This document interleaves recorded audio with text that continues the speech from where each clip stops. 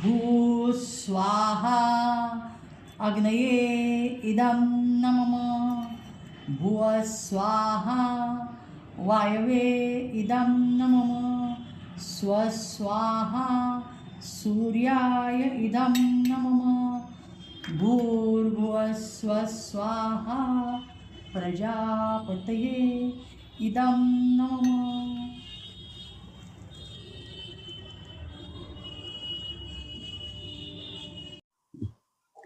नमस्कार, मी प्राध्यापिका मेधा दाते, चातुर्मास्य भागवत सेवेतील आज आपला 59वा दिवस।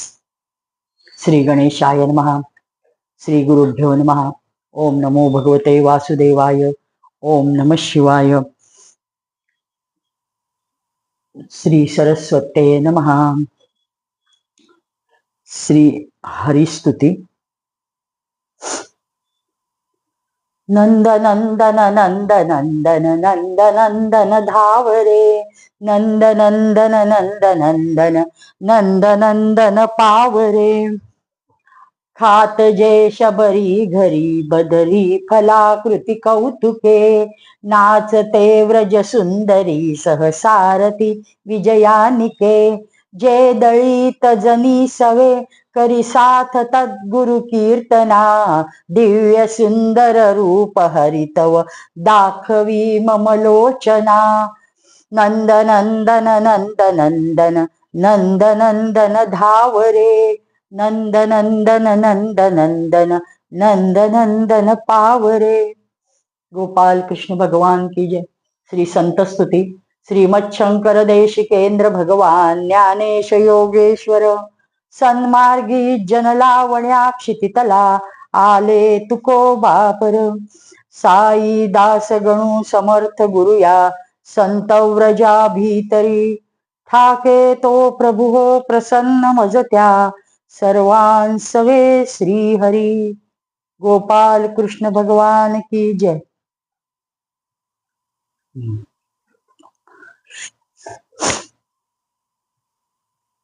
आज अतिशय उत्तम असं रासलीलेला सुरुवात झालेली आहे। ते रासलीलेचं प्रकरण की ज्याच्यावर खूप खूप खूप भागवतकारांच्या प्रचंड टीका आहेत आणि सामान्य माणूस खूप वाईट अर्थाने त्याचा उल्लेख करतो।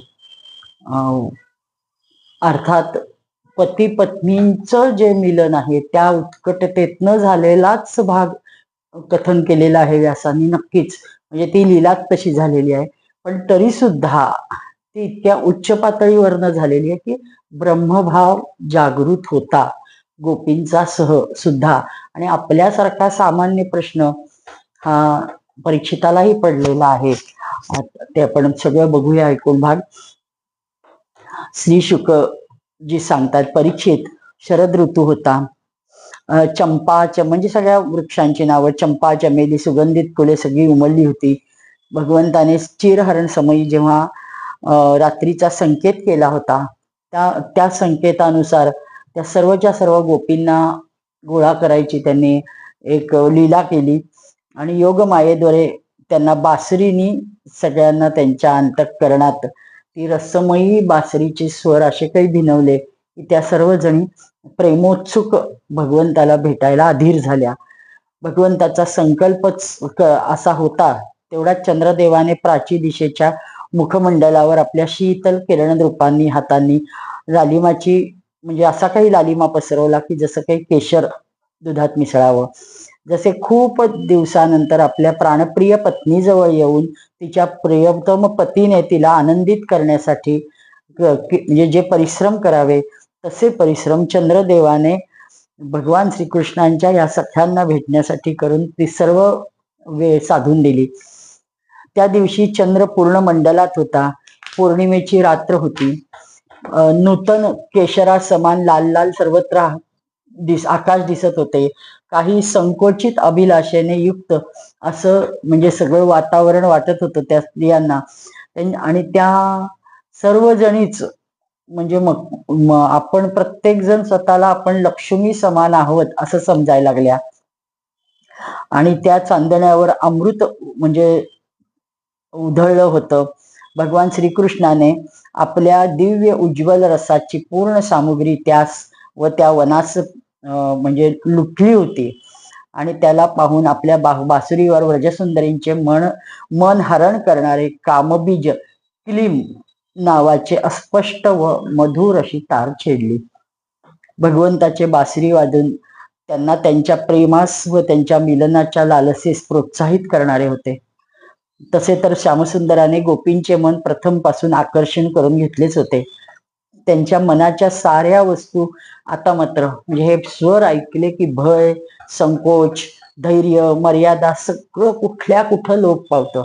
एखादी हत्तीणीला भेटायला हत्ती जावा तेवढ्या वेगाने त्या घरातल्या कुणालाही न जुमानता पती, बंधू, वडील यांनी अडवलं असताना त्या न अडता त्या बासुरीच्या ध्वनीच्या अनुरोधाने निघाल्या. परीक्षित त्या इतक्या वेगात चालल्या होत्या की त्यांच्या कानातली कुंडले जोर जोरात हलत होती. बासरी ऐकतात त्या गोती म्हणजे प्रत्येक जण काही ते बासरीचे स्वर ऐकायला येतात म्हणून थांबल्या नव्हत्या. वेट अँड वॉच असं नव्हतं. त्या आपापल्या कामात मग्न होत्या. मग त्या कोणकोणची कामं करत होत्या तेही सांगितलेलं आहे की बासरी वाजताना काही जणी दूध काढत होत्या. त्या उत्सुकतेपोटी धार अर्धवट सोडून निघून आल्या. ज्या दूध तापवत होत्या ते चुलीवरचं दूध तसंच ठेवून निघाल्या. ज्या लापशी करत होत्या ती शिजलेली लापशी चुलीवर सोडून निघाल्या. ज्या जेवण वाढत होत्या ते वाढणे सोडून मुलांना तर काही जण तर मुलांना पाजत होत्या. त्या मुलांना खाली ठेवून त्या तशाच पळत सुटल्या. काही नवऱ्याचे पाय दाबत होत्या, शुश्रूषा करत होत्या, सासूची शुश्रूषा करत होत्या. काही स्वतः जेवायला बसल्या होत्या. पण त्या सर्वजण आपापलं काम अर्धवट सोडून पटापट निघाल्या. काही गोपी चंदन उठणे अंगाला लावून स्वस्थ होत्या तर काही जणी काजळ घालत होत्या. त्या ते सर्व उलटे सुलटे वस्त्र मिळेल तसे परिधान करून पटापट निघाल्या. पिता, पती, भाऊ, बांधव, सासू या कोणीही अडवले तरी त्या अडल्या नाहीत. त्यांच्या मंगलमयी प्रेमयात्रेत विघ्न आणले तरी पण त्या इतक्या मोहित झाल्या होत्या की त्यांनी कशालाही जुमानले नाही. परीक्षित आपले म्हणजे त्यांना बाहेर पडायचा मार्ग म्हणजे त्यांच्यातल्या काही गोपी अशा होत्या की त्या घरात अडकल्या. त्यांना बाहेर पडायला मार्ग मिळाला नाही. तेव्हा त्यांनी मनोमन श्रीकृष्णाचे रूप म्हणजे डोळे बंद केले. अतिशय तन्मयतेने त्या श्रीकृष्णाचे सौंदर्य, माधुर्य, लीलांचे ध्यान करू लागल्या. परीक्षित आपल्या प्रियतम कृष्णाच्या असह्य विरहाच्या वेदनेने त्यांच्या हृदयाची इतकी व्यथा पीडा होत होती की त्या जो काही म्हणजे आपल्यावर काय अशुभ संस्कार झाला की आपण अडकलो असं त्यांना झालं. त्यावेळी तत्काळ भगवान श्रीकृष्ण त्यांच्या समोर प्रकटले आणि त्यांनी मनोमन त्यांना आलिंगन दिलं आणि सहज त्यांना वनात घेऊन गेले. परीक्षित जरी त्यांच्या मनात ह्यावेळी पतिभाव असला तरी सत्य वस्तूत भाव म्हणजे तो शक्य आहे का? वेगळ्याच अपेक्षेने त्यांच्या मनातला भाव होता. त्यांनी त्यांना आलिंगन दिले. कोणत्याही भावातनं ते केलेले असू दे ते स्वतः परमात्माच होते म्हणून त्यांनी पापपुण्य रूप कर्माच्या परिणामांची बनलेल्या या गुणमय शरीराचा परित्याग केला होता. आता आपल्यासारखा जो प्रश्न पडतो तो प्रश्न परीक्षिताने विचारलाय. कृष्णं विदुः परम कांतम न तु ब्रह्मतया मुने गुणप्रवाहो परमतस्ताम तासाम गुणाधियाम कथम. आपला गुणाचा प्रवाह जो असतो त्यानुसार जर ह्या भगवान गोपी ज्या होत्या त्या कृष्णाला आपला परमप्रियतम मानतच होत्या. त्यांच्यात म्हणजे ब्रह्मभाव नव्हता असं त्या म्हणाल्या आहेत. न तू ब्रह्मतया मुने, ब्रह्मभाव नव्हता असं त्यांचा समज आहे म्हणजे स्वतः परीक्षिताचाच. ह्या प्रकाराने त्यांची दृष्टी प्राकृत होती. त्या गुणात आसक्त होत्या, त्रिगुणात आसक्त होत्या. अशा स्थितीत त्यांच्यासाठी गुण प्रवाह रूप या संसाराची निवृत्ती कशी संभव झाली? शुकदेवजी परम कोटीचे भक्त असतात. अनंतराव आठवले यांना पण असा प्रश्न जर कोणी केला की गोपींची कृष्णाची भानगड होती म्हणजे लफडं होतं अशा अर्थाने या रासलीलेकडे बघायचे. आप्पा प्रचंड चिडायचे आणि त्यांनी म्हणाले तसं आता हे शुक महामुनी चिडतात. आप्पा म्हणायचे की अगं तो जर एवढा स्त्रैण्य असेल, वाईट भावनेने कुभावनेने त्याने जर ही सगळी रासलीला केलेली असली असती, तर एकतर त्याच्या फलश्रुतीकडे बघा ना, कामवासना निर्बीज करणारी अशी फलश्रुती दिली आहे. आणि दुसरं त्याच्या फलश्रुतीत त्याच्यापेक्षा महत्वाचं म्हणजे आपला शत्रू आपल्या सगळे वाभाडे काढायला टपलेला असतो. ज्यावेळी अग्रपूजेचा मान कृष्णाला मिळतो त्यावेळेस शिशुपालादी दंतवक्र हे इतके अद्वा तद्वा बोलतात की तू लबाड आहेस, तू खोटारडा आहेस, तू कंसासारख्या शूरवीराचा घात केलास, तू आपल्या मामाला पाहिलं नाहीस, तू नातेसंबंध जाणत नाहीस. एक ना दोन अनेक गोष्टी बोलल्या. लहानपणच्या अनेक चांगल्या लोकांना मारलंस तेही सांगितलं. तो राक्षसांचा निपात केला म्हणजे वाईट गोष्ट आहे, चांगली गोष्ट आहे हे सुद्धा त्याच्या भानावर न त्यांनी म्हणजे त्याला बोलताना कसाही बोलला, त्या नादात तो बोलला दंतवक्र आणि शिशुपाल. पण त्या सगळ्या टीकेमध्ये आप्पा सांगायचे, एकदाही त्यांनी असं सांगितलं नाही की तू रासक्रीडा करून तू गोपींशी स्त्रैण्य भावाने वागला, असं कुठंही उल्लेख केला नाही. किंबहुना नाव सुद्धा काढलं नाही, चकार शब्द त्याचा काढला नाही. कारण का, तर त्याचा तो भाव इतका उच्च होता आणि त्यामुळे कोणत्याही भक्ताला शक्य नाही. ज्ञानोत्तर भक्ती अशी म्हणजे जेव्हा होती ती श्रेष्ठ आहे आणि भक्तियोत्तर ज्ञान जेव्हा होतं ते तर परमश्रेष्ठ आहे. आणि ह्या परमभक्त होत्या आणि त्याच्यातून त्यांना झालेला ब्रह्मभाव हा विलक्षण आहे. म्हणून शुकदेवजींच्या कानावर हे शब्द पडतात, ते आपले कान झाकतात आणि अरे सहन होत नाही. परीक्षित, अरे मी तुला प्रथमच सांगितले की चेदिराज शिशुपाल भगवंताप्रती देशभाव ठेवत होते, तरी प्राकृत शरीर सोडताना अप्राकृत शरीराने त्यांचा पार्षद झाला आणि तो भगवंताच्या देहात विलीन झाला. अशा स्थितीत जी समस्त प्रकृती आहे त्याच्या गुणांच्या अतीत श्रीकृष्ण आहेत, ते परमप्रिय आहेत, त्यावर अपार प्रेम करतात. त्या ह्या गोपी त्यांना प्राप्त होणार, त्यात काय आश्चर्य. परीक्षित, वास्तविक भगवान प्रकृती संबंधी वृद्धी, विनाश, प्रमाण, प्रमेय, गुण अगुण भाव रहित ते अचिंत्य आहेत, अनंत आहेत, अप्राकृत आहेत, परम कल्याण स्वरूप आहेत, गुणांचे एकमात्र आश्रय आहेत. त्यांनी जी लीला केली, प्रकट केली, त्याचे प्रयोजन फक्त एवढेच आहे की जीव त्याच्या साह्याने परम कल्याण साधू दे. ह्या सगळ्या भोळ्या असतात, पुढे भगवंताला त्यांना सोडून जायचं असतं. त्या सगळ्याचा विचार करून त्यांनी फक्त अंतरंगात परमेश्वराचं ध्यान करत राहू दे आणि माझ्या निकटतेचा अनुभव घेऊ दे, हा एक विलक्षण उदात्त हेतू भगवंताचा होता. म्हणूनच भगवंताने केवळ संबंध असला पाहिजे, भगवंताशी केवळ संबंध पाहिजे.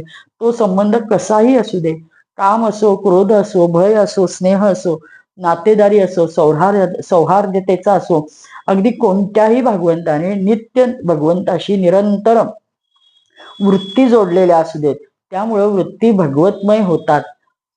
परीक्षित, तुझ्यासारख्या आता हे स्पष्ट निर्भत्सना करतायत थोडीशी, अर्थात ते शुक महामुनी आहेत, परमभक्त आहेत, परमयोगी आहेत, महायोगी आहेत. त्यामुळे एका वाक्यात छोटस ते परीक्षिताला म्हणतात, अरे तुझ्यासारखा परम भागवत रहस्य जाणणाऱ्या भक्ताने सुद्धा असा संदेह करावा, म्हणजे हे कसा काय केलास तू? की सामान्य गोपी, कोण म्हंटल गोपी सामान्य? आपण समजतोय, पण त्या गोपी सामान्य नव्हत्याच, हा त्याच्यातला भाव आहे. योगेश्वरांचे पण ईश्वर अजन्मा भगवंतासाठी ही गोष्ट काय आश्चर्याची गोष्ट थोडीच आहे. अरे त्यांचे अनेक संकेत मात्राने साऱ्या फक्त म्हणजे ते इतके असे काही विलक्षण संकेत करायचे की साऱ्या भोयांच्या इशाऱ्यावर जगताचे कल्याण व्हायचे.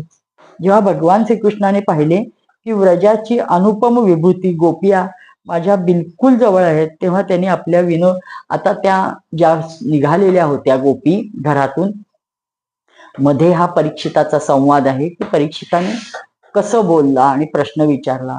एरवी परीक्षिताच्या प्रत्येक प्रश्नाचं अभिनंदन करायचे, शुकमहामुनी कौतुक करायचे, पण आज या लीलेत ज्यावेळेस त्या देहाच्या भावावर आहेत गोपी आणि त्या ब्रह्मभावमय नाहीत, आणि ही लीला अशी कशी केली, त्यांना स्वतःचे पती होते वगैरे अशा भावनेने कुत्सिततेचा वास येणारा दूर दूरपर्यंत ही शुद्ध परमप्रिय आणि परमश्रेष्ठ लीला आहे. त्यामुळे हा प्रश्न अनुचित आहे आणि हा तुझ्यासारख्या भक्ताला शोभणार नाही असं स्वच्छ त्यांनी, म्हणजे जेव्हा ते अभिनंदन करतात तेव्हा अशी त्यांची कान उघाडणी सुद्धा करतात. म्हणून त्यांनी परीक्षिताची थोडी कान उघाडणी केली आणि शुकदेवजी सांगतात त्यांचं खूप परमंगल. सगळ्या जणी इतक्या प्रसन्न होतात भगवंताला पाहून, खूप आनंदाने त्याच्याकडे बघायला लागतात. आणि भगवान तर काय चतुर असतात, त्या सगळ्यांना एवढ्या रात्री आलायत आता ते खूप उत्तम बोलतात. ते म्हणतात की अगं या स्वागत आहे तुमचं, पण महाभाग्यवती गोपीनो या तुमचं स्वागत आहे, पण तुम्हाला प्रसन्न करण्यासाठी मी काय करू बरं? व्रजात सर्वजण तुम्ही एवढ्या रात्री का आलाय? तिकडं काही घडलंय का? तुम्ही म्हणजे सगळं कुशल आहे ना व्रज आपलं? म्हणजे इथं या अवेळी येण्याची काय आवश्यकता तुम्हाला पडली की तुम्ही सगळ्यांनी एकमेकीला सोबत म्हणून एवढे आलात? हे गोपीनो, वेळ तर रात्रीची आहे, त्यात ही भयावह रात्र आहे. अशा वेळी मोठमोठे भयंकर जीव जंतू इकडं तिकडं फिरत असतात आणि तुम्ही सर्वजण ताबडतोब गोकुळात जा. घनघोर जंगलामध्ये असं स्त्रियांनी रात्रीच्या वेळी फिरणं योग्य नाही. आणि तुमच्या घरच्या अवस्थेचा विचार करा ना. तुम्ही न दिसल्यामुळं तुमचे पती, पुत्र, भाऊ, बंधू, माता, पिता किती हुडकत असतील. त्यांना असं भीतीत टाकून तुम्हाला हे शोभा देतं का? तुम्ही लोकांनी रंगीबेरंगी फुलांनी लगडलेल्या वनाची शोभा पाहिली आता. छान सुरेख चांदणं पडलंय ते पण तुम्ही पाहिलं. छान जलाला स्पर्शून जाणारा मंद मंद वारा वाहतोय तो तुम्ही अनुभवलात. आता तुम्ही काय कशाला थांबताय? आता हे सर्व तुम्ही पाहिलं ना, तर मग आता उशीर करू नका. लवकरात लवकर व्रजात परत जा. तुम्ही सर्वजण कुलीन स्त्रिया आहात. हा भाग महत्वाचा आहे. प्रत्येकाने वाक्य विचारात घ्यावं किंवा लक्षात ठेवावं. भगवंतानी स्वच्छ सांगितलेलं आहे की तुम्ही सर्वजण कुलीन स्त्रिया आहात, स्वतः सती आहात. आपल्या पतींची व सतींची सेवा म्हणजे घरातल्यांची, सासूची सेवा शुश्रूषा करता. तुमच्या घरात लहान लहान मुले, गायी, वासरे आहेत, त्यांच्या दुध काढायचे, धारा काढायच्या, तुमच्या घरातल्यांच्या सेवा करायची काम आहेत. तुम्ही आता परत ह्या विवशतेने सगळ्या जणी रडायला लागतात, डोळ्यात पाणी येतं. कृष्ण आता जा म्हणतोय, म्हणजे हे काय चाललंय असं त्यांच्या मनात येतं. आणि कृष्ण तर ते सर्व जाणत असतं, तर तो म्हणतो अरे तुम्ही माझ्या प्रेमाने विवश होऊन इथं आलाय, हे ह्यात काही अनुचित नाही, ते ठीक आहे, योग्य आहे. पण कारण जगातील पशु पक्षी पण माझ्यावर प्रेम करतात आणि मला पाहून प्रसन्न होतात, तशाच तुम्ही पण होता. म्हणजे मी सगळ्यांचा आहे हे देव स्वतः स्पष्ट सांगतायत. कल्याणी गोपींनो, स्त्रियांचा परमधर्म हाच आहे की त्यांनी पती व त्याच्या भाऊ बांधवांची निष्कपट भावाने सेवा शुश्रूषा करावी व संतानांचे पालन पोषण करावे. हे त्यांनी सांगितलंय. आजच्या स्त्रियांनी काही म्हणजे त्याच्यात वावगं वाटून घेऊ नये. आज तर सगळ्या दोन्ही पातळ्यांवर, चारी पातळ्यावर आघाडीवर स्त्रिया सगळ्या बाजूची कामं करतात. ही पण करतात आणि आर्थिक पण बाजू सांभाळत असतात. म्हणजे हे जरी पूर्व काळात सांगितलेलं असलं तरी त्या बायका ताक, दही, दूध हे विकायला जायच्याच ना, म्हणजे त्याही आर्थिक हातभार लावतच होत्या, फक्त ते स्वरूप वेगळं होतं. पण घरदार सांभाळणं कुणीतरी सांभाळणं गरजेचं आहे. म्हणून ते स्त्रियांच्या वाटेला दिले की ती स्वभावता आपलं कुटुंब धरून ठेवण्याचा तिचा स्वभाव असतो, म्हणून सांगितलं. म्हणजे ह्याच्यात कारण बालयोगींकडे मला माहिती आहे, एका बहिणीनंतर भांडली होती महाराजांशी जाऊन की बायकांची कामं असं कसं कृष्ण सांगू शकतो. आता म्हणजे कुणाच्या मनात असं येऊ शकतं, म्हणून मी हे क्लिअर केलं की स्त्रियांचा उत्तम लोक, स्त्रियांचं उत्तम काम असं त्यांनी सांगितलं असतं. तर हे सगळं त्या गोपींना कुठंतरी भगवंत चिडवतायत, त्या भावातनं ते सांगतायत की तुम्ही जा परत. आणि हा तर असतोच, प्रत्येक जण कोण कुटुंब सोडतो, त्याही कामातच असलेल्या बाहेर आलेल्या आहेत. म्हणून ते म्हटले की महाराज म्हणले की माझा काही तसा भाव नाही, मी जे आहे ते सांगितलं असं त्यांनी त्यावेळेस सांगितलं होतं. तसंच मी पण सांगते की जे भागवतात आले ते मी सांगते. त्याच्यात स्त्रियांना अपमानित करायचं वगैरे नाही. आणि आता नवरात्राच्या दिवसात तर नाहीच नाही, आणि स्वतः मी पण एक स्त्रीच आहे. ज्या स्त्रियांना उत्तम लोक प्राप्त करायची अभिलाषा आहे त्यांनी पातक्याला सोडून अन्य कोणत्याही प्रकारे पतीचा त्याग करू नये. भले तो वाईट स्वभावाचा असू दे, भाग्यहीन असू दे, मूर्ख असू दे, वृद्ध असू दे, रोगी असू दे, निर्धन असू दे, पण कुलीन स्त्रियांसाठी अन्य कोणीही पुरुषाची सेवा सर्वथा निंदनीय आहे. जार पुरुषाची, जार पुरुष म्हणजे परका अशा भावनेने आहे, म्हणजे एकदम अनैतिक असं नाही अर्थ, कारण स्वतःला देवांनी लावले, मी परपुरुष आहे, तुम्ही माझ्यासाठी कशाला आला, ते बरोबर नाही. आणि ह्या सगळ्यात महत्वाचा भाव म्हणजे देव तर 11व्या वर्षी ही रासलीला झालेली आहे. आणि या काही गोपी ज्या आहेत त्याच्यात एक उल्लेख शब्द आहे, तो मी तुम्हाला सांगायचा विसरले, की ज्यांनी व्रत केलेल्या होत्या त्या कुमारिका 5-6 वर्षाच्या त्या पण आल्या असं म्हटलंय. म्हणजे मोठ्या वयाच्या बायका ज्या गृहस्थ धर्म पाळत होत्या. हा गोपालकृष्ण किती लहान आहे आणि तरी त्यांना हा आपला पतिरूपात असावा लग्न झालेल्या बायकांना वाटत होतं. म्हणजे हा एक उच्च कोटीची भावना अशा अर्थानेच रासक्रीडा हा प्रकार आहे.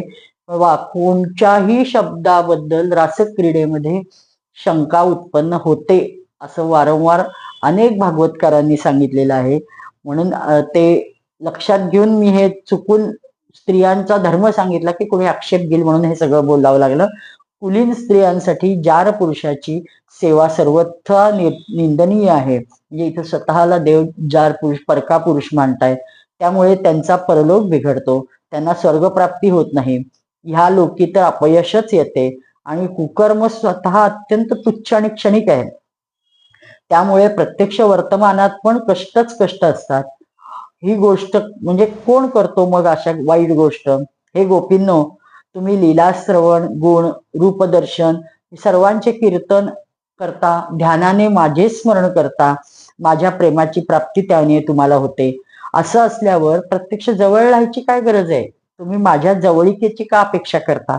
त्यापेक्षा तुम्ही आपापल्या घरी जा असं देव सांगतायत. शुकदेवजी म्हणतात, परीक्षित, भगवान श्रीकृष्णाची अशी अप्रिय भाषा ऐकून गोपी उदास झाल्या, खिन्न झाल्या, त्यांची पूर्ण आशा तुटली. त्या प्रचंड अथांग अशा चिंतेच्या सागरात डुबल्या. शोकामुळे त्यांचं तोंड काळवंडलं. त्या लांब लांब व गरम श्वास टाकू लागल्या. त्यांची तोंडे म्हणजे एकदम पडली. पायाच्या नखांनी त्या जमीन कुरतडू लागल्या. डोळ्यातून अश्रुधारा वाहत होत्या. काजळामुळं ते सगळं काजळ त्यांच्या अश्रूंमुळं फरफटलं होतं, वक्षस्थळी पोचलं होतं, तिथं लावलेला केशर धुवून गेला. त्यांचे हृदय दुःखाने इतके भरले की त्या म्हणजे बोलू शकत नव्हत्या. पण शांतपणे थोडा वेळ शांत झाल्यावर देव गोपींना अशा आपल्या प्रिय श्यामसुंदरासाठी साऱ्या कामना, सारे भोग सगळं सोडून आल्या होत्या. कृष्णावर त्यांना अनन्य अनुराग होता, खूप प्रेम होतं, अत्यंत प्रीती होती. ज्यावेळी त्यांनी आपल्या प्रिय श्रीकृष्णाकडून मात्र अशी अप्रिय निष्ठुरतापूर्ण गोष्ट ऐकल्या, त्यावेळेस त्या अतीव दुःखी झाल्या. आणि नुसतं रडून भागणार नाहीये म्हणून त्यांनी आपले अश्रूंनी भरलेले डोळे पुसले आणि धीर करून त्या म्हणाल्या, अरे कृष्णा, तू काय बोलतोयस? तू घटा. आणि आता जे म्हणतात की हा ब्रह्मभाव नाही गोपींजवळ, त्यांनी किंवा एक क्षुद्र भावनेने केलंय, त्यांनी हा सगळा विचार लक्षात घेण्यासारखा भाग आहे. त्या म्हणतायत की कृष्णाला एकदम उच्च कोटीवर नेऊन बोलतायत गोपी, तू घटाघटात व्यापलेला आहेस, आमच्या हृदयाची गोष्ट जाणतोस, अशा प्रकारचे निष्ठुरता भाषण करणे तुला शोभतं का? आम्ही सर्व काही सोडून तुझ्या चरणी फक्त प्रेम करतो. तू स्वतंत्र व हट्टी आहेस यात शंकाच नाही. तू आम्हाला वश नाहीस, पण तरी पण तू आपल्याकडून ज्याप्रमाणे आदिपुरुष भगवान नारायण कृपा करून आपल्या मुमुक्षु भक्तावर प्रेम करतात, तसे आमचा स्वीकार करून त्याग करू नकोस, आमच्यावर प्रेम कर. हे श्यामसुंदरा, तू धर्माचे रहस्य जाणतोस ना? तुझे म्हणणे बरोबर आहे की आपले पिता, पती, पुत्र, भाऊ, बंधू, घरचे मोठे वडीलधारे यांची सेवा करणे हा स्त्रियांचाच सधर्म आहे. हे अक्षरशः खरे आहे. परंतु ह्या आदेशानुसारच आम्हाला तुझीच सेवा करायला पाहिजे, कारण की तू तर सर्व उपदेशांचे चरम लक्ष आहेस, साक्षात भगवान आहेस. समस्त शरीरधाऱ्यांचे सुहृद तू आहेस, आत्मा आहेस, परमप्रियतम आहेस. आत्मज्ञानावर निपुण महापुरुष तुझ्यावरच प्रेम करतात, कारण की तू नित्यप्रत तसेच आमचा आत्मा आहेस. अनित्य व दुःखद पतिपुत्रांचे काय प्रयोजन? अनित्य संसारावरती प्रेम पाहिजे, हे कुठले ज्ञान? परमेश्वरा, त्यासाठी आमच्यावर प्रसन्न हो, कृपा कर. हे कमलनयन, दीर्घकाळ तुझ्याबद्दल बाळगलेल्या आमच्या आशा वेलीवर तू असा घाव घालून, निष्ठुरपणे घाव घालू नकोस. आमचे चित्त घरच्या कामकाजात लागत होते, आमचे हात पण त्यात रमले होते. आम्ही पाहत पाहत तुमची पण तुझी बासरी वाजली आणि पाहता पाहता आमचं चित्त लुटलं. त्यात आम्हाला सगळं सोडून यायला काही कठीणच वाटलं नाही. आता तर तिकडं सगळेजण व्रजामध्ये सुखरूप आहेत, परंतु आता तुझी गती आणि मती मात्र निराळी झाली आहे. आमची ही पावले तुझ्या चरण कमलांना सोडून कुठंही जाऊ इच्छित नाहीये. हे प्राणवल्लभ, हे आमचे प्रिय सख्या, असे तुझे गोड गोड बोलणे, गोड हळू हसणे, प्रेमळ दृष्टिक्षेप, मनोहर संगीत वादन यांनी आम्ही इतके मोहून गेलोय की आता आम्हाला विरह सहन होत नाहीये. हे कमलनयन, तू वनवासींचा प्रिय आहेस ना, तू त्यांच्यावरही प्रेम करतोस ना, म्हणूनच तू त्यांच्याजवळ जास्त राहतोस. इतकं की तुझ्या चरण कमलांच्या सेवेचा अवसर स्वयं लक्ष्मीला पण मिळत नाही.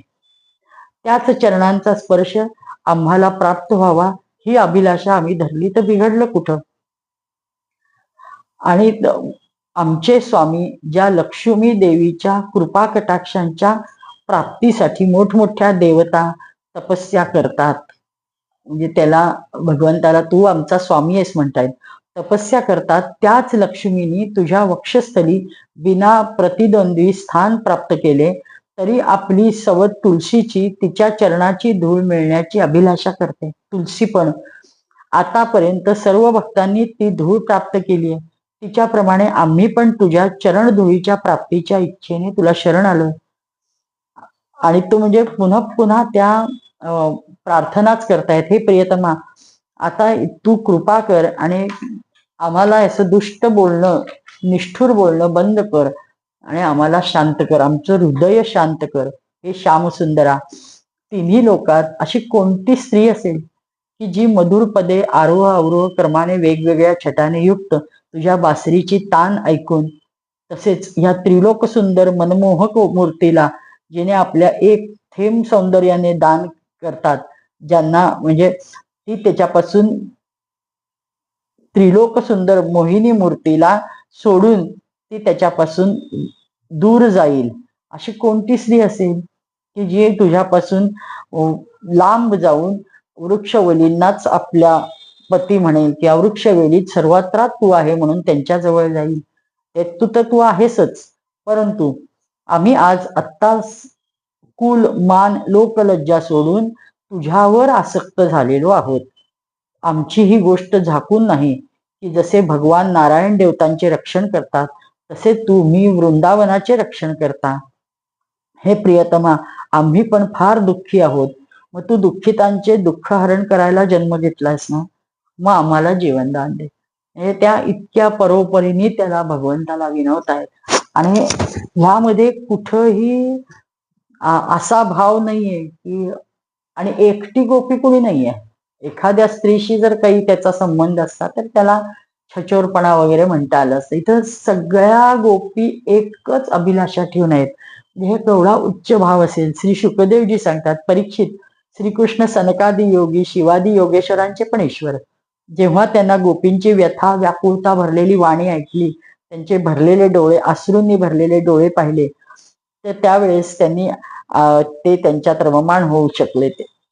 ते त्यांच्यात रममाणच आपण आहोत हे त्यांनी दाखवले.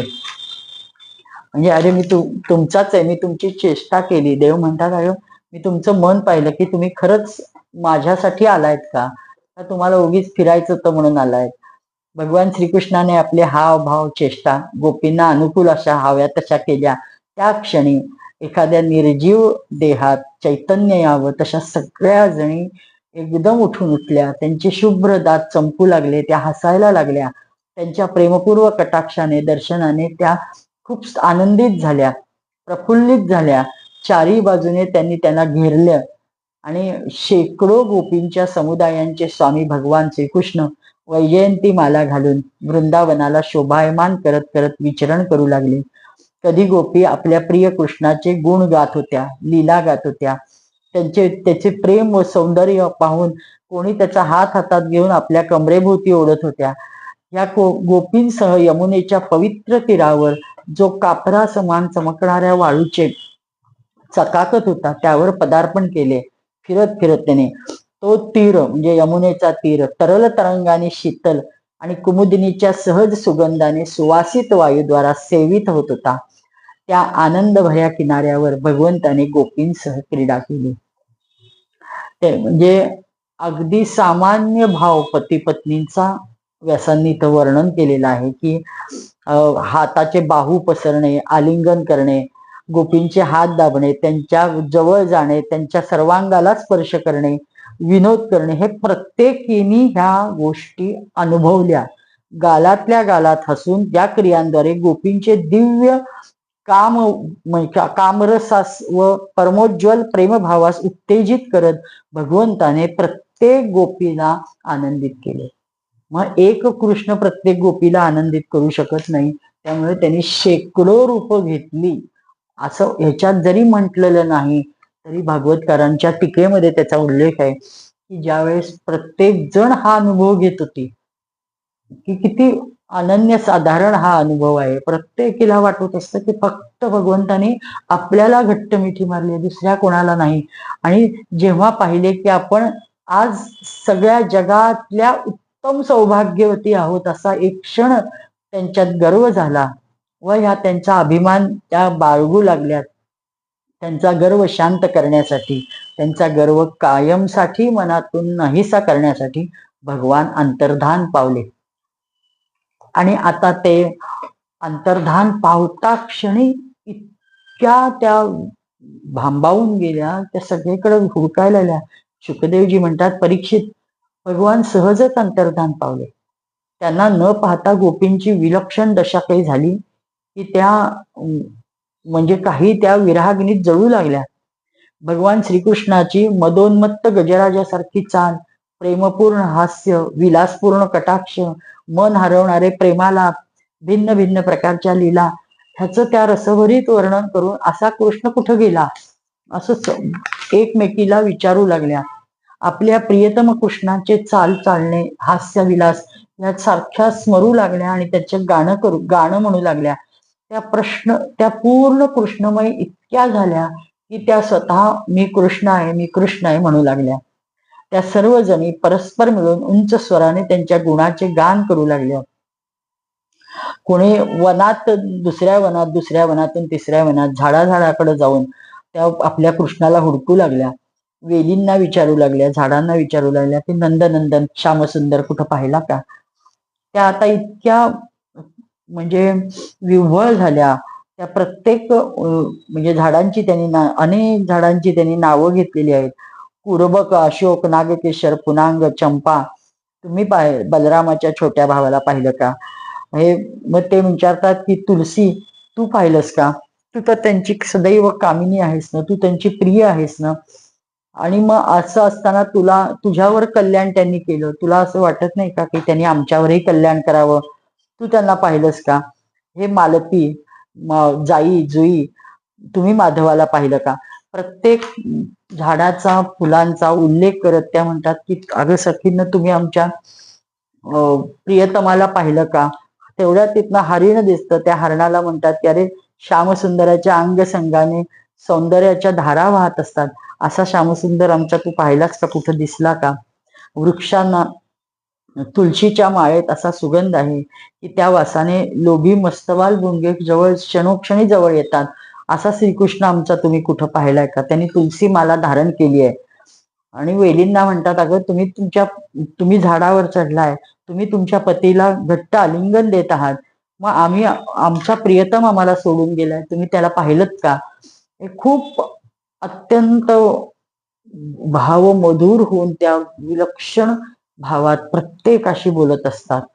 वनस्पतींशी, जमिनीशी, पृथ्वीला म्हणतात अगं तुझ्यावर त्याचे सतत पदचरण जातात, म्हणून तू तर खूप म्हणजे एक गर्व महसूस करत असशील, तर तू कुठं भगवंताला पाहिलंस का?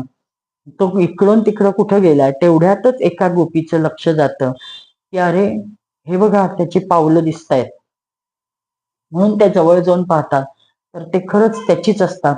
कारण त्याची दुसऱ्या कुणाची असणं शक्यच नाही. कारण त्या पावलांवर चिन्ह असतं, शंख चक्र गदा पद्म. ते दुसऱ्याशिवाय कुणाचं, म्हणजे त्याच्याशिवाय ते दुसऱ्या कुणाचं असणारच नाही. ते भगवंताचंच आहे.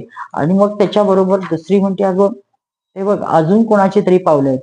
म्हणजे कोण कोण आपल्यातली अशी सखी आहे की ती भगवंताला म्हणजे बरोबर घेऊन गेली आहे, किंवा भगवान तिला बरोबर घेऊन गेलेत. मग त्या विचार करायला लागतात. आणि त्यात मध्ये मध्ये त्या पूर्वीच म्हणजे ह्या इतक्या कृष्णमय झालेल्या असतात की त्या सगळ्या कृष्णाच्या लीला करतात. एक जण पुतना होती, दुसरी तिच्या स्तनाला प्यायला लागते आणि म्हणते की मी कृष्ण आहे. एक जण बकासूर होतो, एक जण आघासूर होतो, दुसरी त्याच्यावर आरूढ होती आणि तिला मारते, खूप मारते. बाकीचे वाह वाह वाह वाह करत प्रशंसा करतात.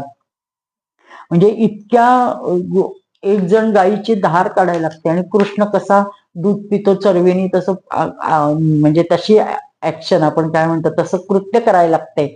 आणि सगळ्या बाकीच्या जणी हे करतात. एक जण कालिया बनले म्हणते आणि दुसरी तिच्या मस्तकावर उभारून नाचायला लागते, पाय ठेवते आणि तू इथनं निघून जा, मी दुष्टांचा नाश करायला आलोय असं त्याला सांगते. याच्यात एक गोपी म्हणते अगं वनात मोठी भयंकर आग लागलीये, तुम्ही डोळे मिटा, मी तुम्हाला सुखरूप दुसरीकडे नेतो. आणि तेवढ्यात एक जण यशोदा होती, ती कृष्णाला जवळ घेते आणि आपल्या उखळाला बांधते. आणि मग ते दोन झाडं पडतात उन्मळून, त्याच्यातनं येणारा पुरुष, दोघं जण भगवंताला नमस्कार करतात. असं सर्व बोलत त्या असताना आणि मग तेवढ्यात एक जण म्हणते की अगं हे बघा ही श्यामसुंदरासह कोणीतरी बरोबर गेलीये, ही कोण असेल? हे नक्कीच कोणीतरी असेल. मग ती दुसरी जण एक जण म्हणते अनया राधितो नूनम भगवान हरिरीश्वर यन्नो विहाय गोविंद प्रीतो याम न यदहा. नक्कीच अवश्य सर्वशक्तिमान भगवान श्रीकृष्णाची लाडकी अनयाची राधा, तिलाच ते घेऊन गेले असतील, ते तिच्यावर प्रसन्न असतात. आमच्या प्राणप्रिय श्यामसुंदरजींनी आम्हाला सोडलं आणि तिला एकटीला एकांतात नेलं का? हे सख्यांनो, भगवान श्रीकृष्ण ज्या आपल्या चरणकमलाने मातीला स्पर्श करतात त्या मातीलाच आपण विचारू की ह्याची म्हणजे ते कुठं गेलेत. पण त्यावर जशी जशी पावलं जातात तसे तसे त्या त्या दिशेने ते जात राहतात. आणि पुढं काही अंतरावर गेल्यावर राधिकेला वाटतं मी सगळ्यांपेक्षा मी श्रेष्ठ आहे, कृष्ण माझ्यावर जास्त प्रेम करतो असं तिच्या मनात येता क्षणी ती म्हणते की अजून कृष्णाला आपण वाकवूया. आणि म्हणते कृष्णा माझे पाय दुखतायत, त्याला उचलून घेतो का? म्हणतो हो घेतो. आणि कृष्ण म्हणतो बस खांद्यावर. आणि ती खांद्यावर बसायला लागताच तो अंतर्धान पावतो आणि ती जोरात जमिनीवर आपटते. आणि तिच्या लक्षात येतं आणि ती खूप मोठ्यांदा आक्रोश करून रडायला लागते. राधा, अरे रे मी किती कपटी आहे, मी किती कृष्णाची चेष्टा करायला गेले किंवा त्याला हलक्यात घेतलं. अरे तो तर म्हणजे आत्माराम आहे, त्याच्या पुढं काय करावं? आणि मग या तवर तिच्या पुढे ह्या गोपी जातात. मग त्या सणा सांगते अगं भगवंत तुझ्या बरोबर होता ना, श्यामसुंदर कुठे आहे? तर तो म्हणतो अगं होय प्रिय, तो माझ्या बरोबरच होता, पण त्यांनी मला फसवलं आणि माझ्या गुणामुळं फसवलं ह्याची तिला जाण असती. ती म्हणते मी खूप पाप केलं, माझ्या मनात क्षणभर पाप आलं. तर ह्या सगळ्या कबूल करतात, हो आमच्याही मनात क्षणात पाप आलं, आम्ही समजलो की आमच्यासारखं श्रेष्ठ कोणी नाही, सगळ्या जगातल्या श्रेष्ठ सौभाग्यवती आम्ही आहोत असं आमच्या मनात येता क्षणीच भगवान अंतर्धान पावलेत. ती म्हणते अगं हो मला वाटलं मी तुमच्यापेक्षा श्रेष्ठ आहे असं माझ्या मनात आलं आणि भगवान अंतर्धान पावले. आणि मग आता त्या पुन्हा सगळ्या जणीच शोधायला लागतात. आणि मग ते म्हणतात हा नाथ, हे नाथ रमण प्रेष्ठकारी महाभुज दास्यास्ते कृपणया मे सखे दर्शय सानिध्यनम. आम्हाला आता सानिध्य लवकर तुझं दर्शन होऊ दे. अरे तू हे नाथा, हे रमया, हे श्रेष्ठा, हे महाभुजा, तू कुठे आहेस? तू आमचा प्रिय आहेस, आम्ही तुझे दास आहोत, तू ये, लवकर ये. आणि मग त्या पुन्हा भगवंताच्या चरणांचा मागोवा घ्यायचा प्रयत्न करतात, कारण ते कुठंही दिसत नाही. आणि भगवान वनात असतात. त्या गोपी इतक्या कृष्ण चर्चेत पुन्हा मग्न होतात की त्या म्हणतात की कृष्ण कसा आहे त्याच्याबद्दल त्या बोलायला लागतात, की त्याचे गुण गायला लागतात, की इतका मधुर कृष्ण आहे, त्याच्या रोमारोमातनं प्रेम बरसतं, तो अत्यंत आनंद देतो सगळ्या जगाला. ह्या कृष्णाबद्दल काय बोलावं, ते त्यांचा भाव इतका मधुर असतो. त्या परीक्षित म्हणजे शुकदेवजी सांगतायत, परीक्षित गोपींचं मन कृष्णमय झालं होतं. त्यांच्या वाणीतून कृष्णचंद्राच्या व्यतिरिक्त कुठला विषय निघत नव्हता. त्यांचा रोम कृष्णाच्या भेटीसाठी प्रतीक्षा आकांक्षेने भरला होता. आणि त्या इतक्या कृष्ण भावनेत डुबलेल्या होत्या की यमुनेच्या त्या किनाऱ्यावर म्हणजे पुन्हा परतल्या आणि फक्त कृष्णाची गाणी गायला लागल्या. आणि ते खूप गोपी गीत त्याला म्हणतात, ते खूप प्रसिद्ध आहे, फार सुंदर आहे. की गोपी म्हणतात, जयति तेधिकं जन्मनाव्रज श्रयत इंदिरा शश्ववत्सहि क्षयित दृश्यतां दिक्षुतावका स्वयि धृतासवस्त्वां विचिन्वते. असे जवळजवळ 30 श्लोक त्यांनी केलेले आहेत. आणि खूप सुरेख गीत गातात की कसा आमचा श्रीकृष्ण सुरेख आहे. हे प्रिया, तुझ्या जन्मामुळे वैकुंठाप्रमाणे व्रजाचा महिमा जगभर झाला, तो इतका वाढला. तुझ्या सौंदर्य व मृदुलतेमुळे देवी लक्ष्मीजी पण आपले निवासस्थान सोडून इथे नित्य निरंतर निवास करायला आली आहे. हे प्रियतमा, तुझ्या गोपी ज्यांनी तुझ्या शरणी आपले प्राण समर्पित केलेत त्या तुला वनोवन हुडकत आहेत हिंडून. तर तू जिथं आहेस तिथं ये, म्हणजे तो सर्व चराचरात व्यापला आहे म्हणून त्या बोलतायत. आमच्या प्रेमपूर्ण हृदयाचे स्वामी, आम्ही तुझ्या बिन पगारी दासी आहोत. हे शरदकालीन जलाशयातील सुंदरात सुंदर म्हणजे ह्या रात्री अगं तुम्ही आमचा ह्या कृष्णाला कुठे लपवून ठेवलंय. आमचे मनोरथ पूर्ण करण्यासाठी तो आला होता ना. हे मनोरथ, सर्वांचे मनोरथ पूर्ण करणाऱ्या प्राणेश्वरा, डोळ्यांनी मारणे काय वध नाही का? तू आम्हाला डोळ्यांना दिसत नाहीयेस म्हणजे तू डोळ्यांनी मारतोयस. म्हणजे इतकी उच्च उपमा दिलेली आहे. हे पुरुष शिरोमणी, यमुनेच्या विषारी पाण्याने होणारे दुःखी होणारे मृत्यू, अजगर रूपातील आघासूर, इंद्राचे पाऊस पडणे, सगळ्यापासून तू वाचवलंस ना. मग आता हा आमचा जो दाह आहे हृदयाचा तो का नाही वाचवत आहेस? त्यापासून आम्हाला का नाही वाचवत आहेस? तू कोमल हृदयाचा आहेस ना. मग आम्ही स्त्रिया आहोत, आम्ही पण कोमल हृदयाचे आहोत. आम्ही तुझ्यासाठी म्हणजे जगतो आहोत. एक एक पद, एक एक अक्षर, एक एक शब्द अतिशय मधुरातम आहे असं ते तुझा बोलतायत. आणि याचं उत्तम रूपांतर आपले वल्लभाचार्याने फार सुंदर केलंय. अधरम मधुरम वदनम मधुरम नयनम मधुरम हसितम मधुरम हृदयम मधुरम गमनम मधुरम मधुराधिपते अखिलम मधुरम वचनम मधुरम चरितम मधुरम वसनम मधुरम दलितम मधुरम चलितम मधुरम हसितम मधुरम मधुराधिपते अखिलम मधुरम. म्हणजे काय त्याचं मधुर नाही असं सगळं त्यांनी जे श्लोकात व्यासांनी सांगितले ते वल्लभाचार्यांनी सुंदर या 8 श्लोकात केलेलं आहे आणि अतिशय सुरेख सांगितलेलं आहे. ते म्हणतात की वेणुर्मधुरा वेणुर्मधुरो रेणुर्मधुर वाणीर्मधुर पादौ मधुरो नृत्यं मधुरम सख्यं मधुरम मधुराधिपते अखिलं मधुरम गीतं मधुरं पीतं मधुरं भुक्तं मधुरं सुप्तं मधुरं रूपं मधुरं तिलकं मधुरं मधुराधिपतेरखिलं मधुरं कर्णं मधुरं तरणं मधुरं हरणं मधुरं स्मरणं मधुरं वमितं मधुरं शमितं मधुरं मधुराधिपतेरखिलं मधुरं गुंजा मधुरा माला मधुरा यमुना मधुरा वीची मधुरा सलिलं मधुरं कमलं मधुरं मधुराधिपतेरखिलं मधुरं गोपी मधुरा लीला मधुरा युक्तं मधुरं मुक्तं मधुरं दृष्टम मधुरम शिष्टम मधुरम मधुराधिपते अखिलम मधुरम गोपा मधुरा गावो मधुरा यष्टिर्मधुरा सृष्टिर्मधुरा दलितम मधुरम फलितम मधुरम मधुराधिपते अखिलम मधुरम. गोपाल कृष्ण भगवान की जय. म्हणजे अतिशय सुरेख वल्लभाचार्यांनी हे केलंय की काय अवस्था होती, त्यांना सगळीकडं मधू मधुर असा गोपाळ दिसायला लागतो, त्याचं सगळ्याच गोष्टी मधुर आहेत. त्यासाठी ते म्हणाले की याचं फलित काय.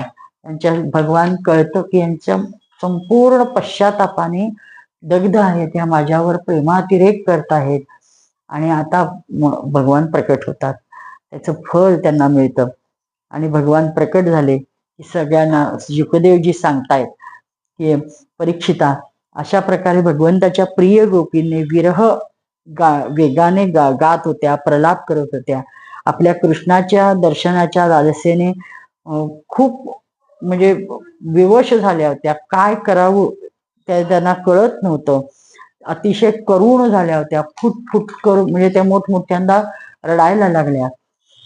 त्याच वेळी मधोमध सगळ्यांच्या मध्ये कमलनयन मंद मंद हास्य करून भगवंत प्रकटले आणि गळ्यात वनमाला होते, पितांबर धारण केला होता. त्यांचे रूप अलौकिक होते, सगळ्यांना मनाला लुभवणारे होते, कामदेवाला मुग्ध करणारे होते. कोटी कोटी कामदेवांपेक्षाही सुंदर परम मनोहर प्राणवल्लभ श्यामसुंदराला पाहून गोपींचे नेत्र प्रेमानंदाने खुलले. त्या सर्वच्या सर्वजण एकदम अशा काही उठल्या की जणू काही प्रेतामध्ये दिव्य प्राणांचा संचार व्हावा. शरीराच्या एक एक अंगात चेतना स्फूर्ती झाली. एक एक गोपीने अतिशय प्रेमाने आनंदाने कृष्णाचा हात हातात घेतला, त्याच्या दोन्ही हातांना चुंबन घेतलं. हळूहळू हात त्याच्या शरीरावर फिरवू लागल्या. दुसऱ्या गोपीने त्यांच्या बरोबर त्याच्या किती छान चंदन लावलंय म्हणून ते चंदन त्याच्या कपाळाचं आपल्या कपाळावर लावलं. आणखीन एकीने त्याने चावलेले तोंडातले पान काढून घेऊन आपल्या तोंडात टाकलं. अशा गोपी ही वेगवेगळ्या गोष्टी करू लागल्या आणि त्यांच्यात इतका तो रमून गेला, त्याचा विलक्षण भाव तिथं त्या गोपींचा. भगवान श्रीकृष्णाच्या व्रजसुंदरींना बरोबर घेऊन यमुना किनाऱ्यावर आता तो तिकडनं फिरत जंगलातनं आला आणि कदंब वृक्षाच्या तिथं त्यांनी होते सगळेजण रासलीला केली आणि आता ते यमुना किनाऱ्यावर आले. कुंदा मंदारच्या फुलांचा सुरेख सुगंध पसरला होता, हवा थंडगार होती आणि त्यावेळेस शरद पौर्णिमेचे चांदणे लख्ख पडले होते. एक वेगळीच छटा सगळे वातावरणावर होती. अंधकाराचा कुठे मागमूस नव्हता, सर्वत्र फक्त आनंद भरून राहिला होता. आणि तो किनारा काय होता, यमुना जलीने स्वतः आपल्या लाटांच्या हाताने भगवंताच्या लीलेसाठी सुकमाल वाळूचा रंगमंच त्यांना बनवून दिला होता. भगवान श्रीकृष्णाच्या दर्शनाने गोपींच्या हृदयात इतका आनंद भरला की तो हर्षोल्लाद त्यांचा कुठं म्हणजे शरीरातल्या प्रत्येक अवयवातनं बाहेर ओसंडू लागला. त्या पूर्णकाम झाल्या. त्यांना म्हणजे कृष्णासाठी त्यास विराजण्यासाठी त्यांनी आपले दुपट्टे पसरले, ओढण्या पसरल्या, स्वतः त्याच्या समोर बसल्या. मोठमोठे योगी पुरुष आपल्या योग साधनेने पवित्र केलेल्या हृदयात ज्याच्यासाठी आसनाची कल्पना करतात, तरी पण हृदय सिंहासनावर त्यांना बसवू शकत नाहीत, तेच सर्वशक्तिमान भगवान यमुनेच्या वाळवंटात गोपींच्या ओढणींवर बसले. सहस्रो गोपींमध्ये त्यांच्याकडून पूजित होऊन भगवान छान दिसत होते. परीक्षित, तिन्ही लोकात तिन्ही काळात जेवढे सौंदर्य प्रकाशित होते ते सर्वच्या सर्व भगवंताच्या सौंदर्याच्या बिंदू मात्र सुद्धा नव्हते. म्हणजे कसला अलौकिक सुंदर भगवान दिसत होते. भगवान श्रीकृष्ण आपल्या ह्या सौंदर्याचे त्याचे प्रेम व आकांक्षांनी उद्दीपित गोपींना करत होते. गोपींनी आपले प्रेम व सर्व भावना त्याच्या पुढे मुक्त कंठाने सांगितलेल्या होत्या आणि त्यांच्या तोंडूनच त्यांचा दोष स्वीकार करण्यासाठी त्या म्हणाल्या, गोपी म्हणाल्या, हे नटनागर, काही लोक असे असतात की जे फक्त प्रेम करणाऱ्यांवर प्रेम करतात, तर काही प्रेम न करणाऱ्यांवर पण करतात, पण काही जण त्या दोघांवरही प्रेम करत नाहीत. तू त्यातला कोण? तर त्यावेळी भगवान म्हणतात, हे सख्यांनो, जो प्रेम केल्यावर प्रेम करतो तो स्वार्थासाठीचा, तो मोबदल्याच्या बदल्यात म्हणजे तो व्यवहार झाला. जे लोक प्रेम न करणाऱ्यांवर सुद्धा प्रेम करतात, असे स्वभावतःच करुणाशील सज्जन असतात. त्यांच्या व्यवहारात निश्चल सत्य पूर्ण धर्म असतो. काही लोक असे असतात की जे प्रेम करणाऱ्यांवर पण प्रेम करत नाहीत, न करणाऱ्यांवरही करत नाहीत आणि ते उपेक्षा करतात. मी मात्र जे न करणाऱ्यांवर सुद्धा करतात त्या सज्जनांमधला एक आहे, असं देव सांगतात. मी तर प्रेम करणाऱ्यांवर सुद्धा करतो, प्रेमाचा व्यवहार ठेवतच नाही मी. आणि माझे ठिकाणी निर्धन पुरुषास कधी खूप धन मिळावे, हरवावे आणि त्याचे हरवलेल्या धनासाठी व्याकुळ होतो, त्यांना पुन्हा मी भेटावे, अशा अशा आनंद देणारं प्रेम मी करतो. आता ह्यात संदेह नाही की तुम्ही लोकांनी माझ्यासाठी लोकमर्यादा सोडली, वेदमार्ग, आपले सगळे संबंधी सोडले. अशा स्थितीत तुमची मनोवृत्ती अन्य कुठे जाऊ शकते? ती जाऊ नये. आपले सौंदर्य व सुहागाची चिंता करू नये, माझ्यातच ती लागून राहावी. देव त्यांना सांगतायत, हे प्रिय गोपींनो, तुम्ही माझ्यासाठी ग्रहग्रस्तीचा बेड्या तोडल्या, ज्या मोठमोठे योगी संन्यासी पण तोडत नाहीत. तुमचं हे आपलं मिलन सर्वथा आत्मिक संयोग आहे. अत्यंत मौल्यवान गोष्ट भगवान इथं शेवटी सांगतायत. तत्वदृष्ट्या महत्वाचं आहे, सर्वथा निर्मळ आहे, निर्दोष आहे. जरी मी अमर शरीराने, अमर जीवनाने अनंत काळ पर्यंत तुमचे हे प्रेम व सेवा याचा मोबदला देऊ शकणार नाही, तरी मी जन्मोजन्मी तुमचा ऋणी राहील. तुम्ही आपल्या सौम्य स्वभावाने, प्रेमाने तुमचा हा ऋणी मी आहे, प्रेमाने मला म्हणजे ऋणात ठेवलेले आहे आणि तुमचा मी ऋणी राहील, असं देव स्वतः कबूल करतात. एक अलौकिक रास वर्णन ह्याच्यात केलेलं आहे. आता उद्या महाराशी बद्दल पाहू. गोपाल कृष्ण भगवान की जय. जय हो जय श्री भागवता, आरती करू तुझ भगवंता. श्री शुक मुनीने परम भक्तीने नाना परीने गायले ज्या हरिचरिता, आरती करू तुझ भगवंता. ग्रंथ नव्हे हा श्री कृष्ण, गीते वेदी मन पूर्ण. अनन्य होता या शरण, खचित टळे जन्म मरण.